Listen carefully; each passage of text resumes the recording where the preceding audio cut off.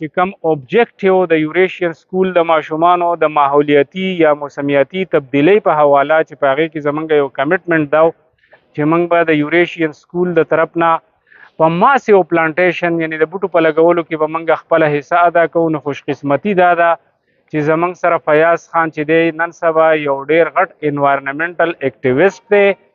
هغه څه چې هغه د ماحولیاتي تبدیلی دپاره هغې ته بند وهل دي، د هغې بنیادي کار چې دی هغه بوټي لګول دي.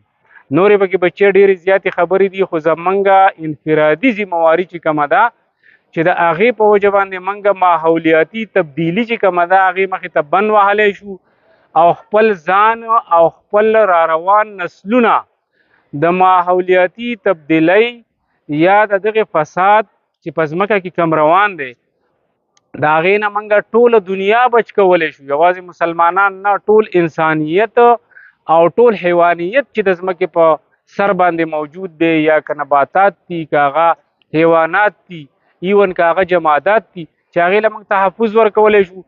نو زمونږ او ستاسو په ذمهدارو کې اسانه ذمهداري دا ده چې موږ دې بوټي ولګوو. ګلوبل وارمنګ په دې ټایم کې په ټوله دنیا کې ډیره غټه مسله ده او په پاکستان کې ډیره زیاته ده. لہذا موږ له پکار دي چې په دې کې خپل کردار ادا کړو.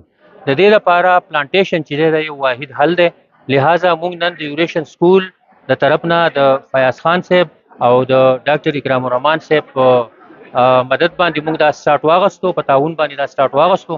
انشاءالله زموږ کوشش دی چې څونه زموږ نه کېدی شي د زیاتو نه زیات بوټي چې دي او پلانټیشن هغه موږ وکړو او د خپل ماحول چې دی دا شین کو او دا ګلوبل وارمنګ دا مسله چې ده دا موږ قابو کړو.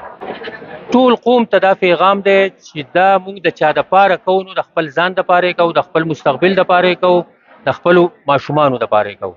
لہذا هر سړي له دا پکار دی چې بوټي را واخلي، بوټي واخلي، په کور کې نال کې، د کور نه بهر نال کې، کم ځای کې ضرورت یې هلته دا نال کې. دا یو صدقه جاریه ده، هو ثواب دی او هو زموږ دپاره فایده ده. خو نن چې کوم بوټی تاسو ته میلاو شي، ولې زموږ مشرانو ژوند تیر کړی، را روان وخت ستاسو دی. که تاسو په 20 کاله کې، په 25 کاله کې ناجوړه کېږئ، بابوګانو له ځئ، ډاکټرانو له ځئ، دا غلطي ستاسو ده. دا خاوره ستاسو ده، دا هوا ستاسو ده، دا اوبه ستاسو دي. دا مشترکه کار دی او په دې کې به خپله حصه اخلئ. په هر هغه ځای کې چې کوم ځای کې تاسو صحیح نه یئ، اکه ستاسو د سکول بس ولیدلی دی، په هغې به هم کوېسچن چوتوئ، په دې ونو کټ کولو به هم کوېسچن چوتوئ، ځکه چې دا تاسو ته اجتماعي ګټه درکوي، یوازې نو. اوس زموږ کورونه ډېر ښکلي دي. ما په اسټرالیا کې په کور کې د سره ماربل نه لیدلي. دا انفرادي کار دی.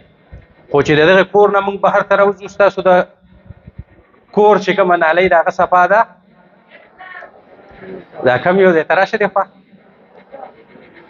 رښتیا صفا ده، ښه خبره ده، خو صفا نه دي دغه. نو زمونږ چې کوم اجتماعي کارونه دي چې ټول موږ له په یو ځای کول پکار دي او موږ له د هغې نه اجتماعي فایده راځي، په هغې کې موږ ډېر شاته یو.